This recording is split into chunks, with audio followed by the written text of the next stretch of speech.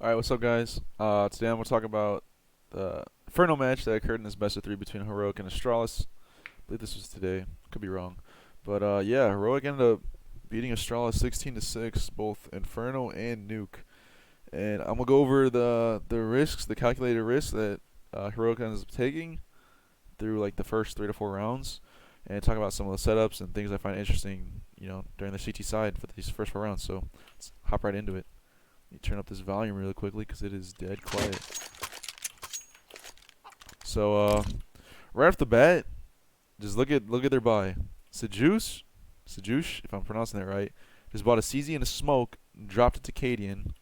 So now Cadian's a super soldier, and you can see this pistol meta developing. Because first off, it started with, excuse me, start off with the T side buying P250s to match the CTs, their long range one tap capabilities with the USP. The USP can one tap at a distance. Glocks can't. You have the 2 or 3 tap. So they would start buying P2s to match that, be able to one tap at a distance. So the T side have their super soldiers, and now the CT side, in order to compensate for their weakness, was the weakness to a USP, close range and getting overrun. They start buying CZs to make their super soldiers, which Cadian is their super soldier for this pistol round. So it's like super soldier versus super soldier. And so like the idea with this pistol setup is 2A, 3B. 2A is kind of like a risk because it's kind of weak in numbers, but it works because of the CZ, and Sejuice has a smoke, so they can delay if they need to rotate. So right here, Sejuice is peeking down mid. I'd say it's a good play to make. Like I said, calculated risk. The risk is you might get gushed or you might get one tap by a P2, but if there's a Glock there, you win that fight 9 times out of 10. If you get gushed, you just leave. If you end up shooting him in the head, he's dead. He can't leave. So it's worth it. It's worth the risk of peeking this and going for the information. Even, fighting back, like what he's doing here, trying to get lucky. So what ends up happening on A is Cadian goes boiler with the CZ, and even though he's alone technically in boiler, like he's got this the CZ, and he's in a pretty big advantage with this gun and this position. He's got armor, and they both T's and CTs right now can one tap if someone walks in on him. But if it goes down to a spray down, the T's don't end up one tapping him. He wins that fight 9 times out of 10. Plus, one thing I noticed with Astralis, if you look at their buy, Astralis, you see Dupree, Glaive, and Zip.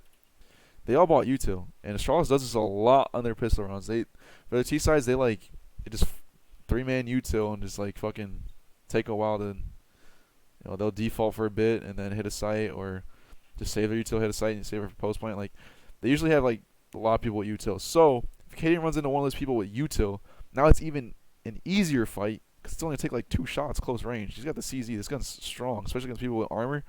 So he's a super soldier, man. Keep that in mind. So just gonna fall off to lane, and with this setup on an A site here, it's not really strong, but it's got a lot of information. They don't have to worry about arches. They can play 3B pretty safely and have Stavin play CT side without having to worry about arches because they have information on brackets from Sejuice. So if the T's want to go arches, they have to go through this line of sight that he currently has on brackets. And Cadian can see all of apps. You can see him jiggle, make sure no one comes up the stairs on him. So a lot of information on A site. So now over on the B site, what's the idea behind this setup here? They have Stavin CT with util to support and do damage, delay. See what happens. He's going to spot someone. I think he hears a sound cue, decides a nade. Pretty decent nade, not too strong. But yeah, all those things I was saying, delay and support, end up happening. So flash comes in, he smokes, and he gets smoked off. So most people in this situation would freak out and just spam their whole mag and hope to get lucky. But Stavin, he doesn't. He's a team player, and watch what he does here with his flash. Throws a flash over sight, which ends up setting up Tessis and refresh. This is part of the setup. This isn't just some on-the-fly stuff. I guarantee they rehearsed this and went over this to take these fights easily, and this is just a bloodbath. You see Astralis all get blind, and watch this. Full blind, and then they just gun them down. Both these guys here. It's ridiculous. These guys on the fast flank, and they end up winning the round here. So now, on the calculated risk, what's the next risk that they take? T's, the information they have. T's just lost a round. They didn't get bomb plant. So that means that the T's are on $2,000 for the second round. what do most teams do when they're on 2 grand? Is they save. They'll full save their Glocks so the third round they can have their first gun round. Well, with this in mind, what can you do for a risk? You know that the T's are saving. Well, Cadian is their main opper, and Cadian decides to not buy an op and just buy head armor and smoke. He saves a CZ. And this works. This works. Because chances are Astralis is going to save. They don't.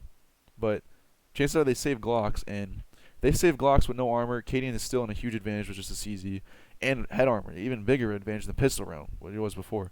So he's in a safe spot to do this. They end up forcing up. Even though they force up, I'd still think this is a good play, even if they knew they were forcing, because CZ, where he plays the CZ is like a good spot to play the CZ at. So he ends up going back to Boiler, playing with the CZ in Boiler. You know, nice and close range. He's expecting Glocks. You'd be able to spray him down, but it's pretty nothing special else in those rounds. J2B taking banana control, and yeah, they end up winning this round here. I'm just gonna skip through it. But oh yeah, another important thing. I don't know if this is just for everyone.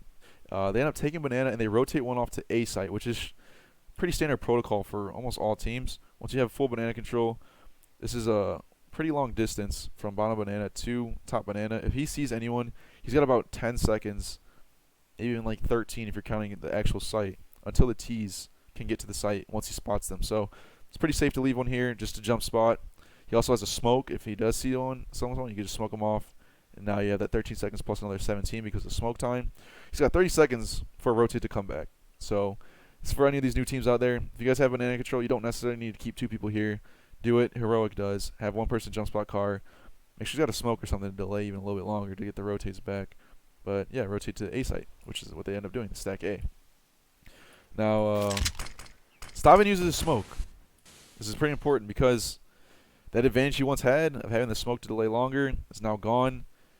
The site's weak. They need to rotate back, so they end up rotating back. They end up rotating Cadian back, and they end up, I think they double CT here, which is a protocol I actually have for my team. I don't know if I should be saying this. Who cares? I don't care if someone anti-strikes me. I'm giving out information here. This is a good setup type of setup to play when you're in a man advantage for B site, especially a 2-man advantage when you're gonna win the round. Where they are and they're set up, how they're set up right now, they're not getting picked. None of these guys are going to get picked. I guarantee that, because this is not an easy spot to peek if you're a T. You have to commit if you're going to peek CT where they are. You have to commit. So I'll use an example here. Let me just fly around and pause real quick. So if they decide to play coffins, this is a position T's don't necessarily have to commit to the site to peek you. They can just swing, pre-aim you, and just one-tap you with the deagle. That's not good if you're in a man advantage like Heroic is. They decide to double up, play together so they can't get picked off, and they play in a position where the T's are forced in an uncomfortable spot to fight them at. If the T's wants to kill them here, that means that they have to clear out new box first. Not a lot of people do that. Not a lot of people are willing to do that. And if they do decide to peek them, you can't individually pick one off. They're both double peeking this angle. They're going to lose. This is like how you want to play this round out. This is the protocol I have for my team. Like this stuff works. You want to go over this stuff with your teams about like what to do in certain situations. So double up here. Pretty uneventful because they end up not coming to B, but they end up coming to A. Same situation here with the setups. As you notice, none of them are brackets, none of them are soloing abs, none of them are soloing arch side. They're all together on site. This is what I call turtling up. Tess is on site holding arch side. Sujesh is Balk, and I believe that Refresh is in pit. Yes, he is. And they're all tradable, and they're all able to support each other from these positions. Not one of these people can get picked. Maybe Refresh if he over peaks, but I'm pretty sure he just jiggles. Yeah, he's just jiggling here. So he's not, although he's in a spot that can't get picked, he's not hard committing to holding an angle. He's just jiggling for information, which is how you want to play that spot. I would critique Refresh if he's just sitting there holding the angle, but he's not. He's playing this right. And as you see, both sites are forcing the T's to commit to the site in order to kill them and finish the round. They're not over-aggressing and playing too far forward where they don't need to. And as you notice, the T's are on a force buy, so they're low util. Their exec's going to be super weak. And yeah, they have this round here. Tessus kind of oversprays and gets timed. Tessus dies, but you can see the trades here. And just kind of goes off that P9. So now continue with the calculated risk. Go to the next round. What were they expecting in the last round? They were expecting full Glocks. They didn't get full Glocks. Astralis forced up. So With that in mind, that means that since they won, Astralis is not going to be on their full save again. So now they're expecting another full save. So that what that means, Cadian's doing the same shit. He's not buying up. He's actually going to end up saving the CZ, and one of his teammates is going to drop him, and they're going to upgrade to a rifle. So, as you can see, gets dropped, and he's saving his money. This is smart. They know they're full Glocks. Why buy a rifle? Save your money. Let's recycle guns. We don't need to upgrade to rifles yet. Give me your MP9. You buy a rifle. It's exactly what happens. Plus, he's got an MP9. They're Glocks. Easy money. 600 bucks a kill. So, end up playing 3B. They're going for banana control. Teams usually play 3B if they're actually trying to take banana, and they end up taking it pretty well. These guys on A, I didn't show it, but they had a lot of information down mid that no one was coming up A quickly, so they're pretty safe right now. And as you see, he fell off. He doesn't have the information anymore, so he smokes because they're vulnerable. They only had 2A. So, see the rotate come in after they have banana control. And this round, I would honestly consider it was good from Heroic, but it was kind of messy, and I would consider it a success for Astralis. You'll see what happens. So they end up playing one Arch, kind of normal. He gets overwhelmed. He doesn't die though. He stays alive. But Astralis ends up wrapping B, and I feel like the two B players kind of play this wrong. They end up pushing mid. I think they thought they had more time. It's not necessarily bad, but just unfortunate timing. Astralis ends up making it back to B site without them being there. And the reason I would consider this a success for Astralis is because they got the bomb plant on a full Glock round. Really shouldn't get anything more than like 1 kill maybe. So it's kind of a failure for Heroic and a success for Astralis. And also you'll see the retake coming in. It's a little bit messy. Cadian gets picked off. And it's just a bloodbath here. Everyone fighting everyone. But I mean they went down, so can't really complain. He's just they outgun these guys. You don't have to be too thorough against clocks, but they win this round. So now this is where I would start opping if I was Cadian, but I don't really know how to explain this round. I guess they're just going along the lines of, yo, let's take more risks. We're playing Astralis. Cadian saves his, he doesn't buy again, and he decides to make like a crazy play, which makes sense why he didn't buy, because if he's gonna make a crazy play like he's doing right now, maybe they anti-stratted. This is probably an anti-strat here where they watched Astralis' demo and noticed an opening. But yeah, he doesn't buy up because he knows he's taking a risky play.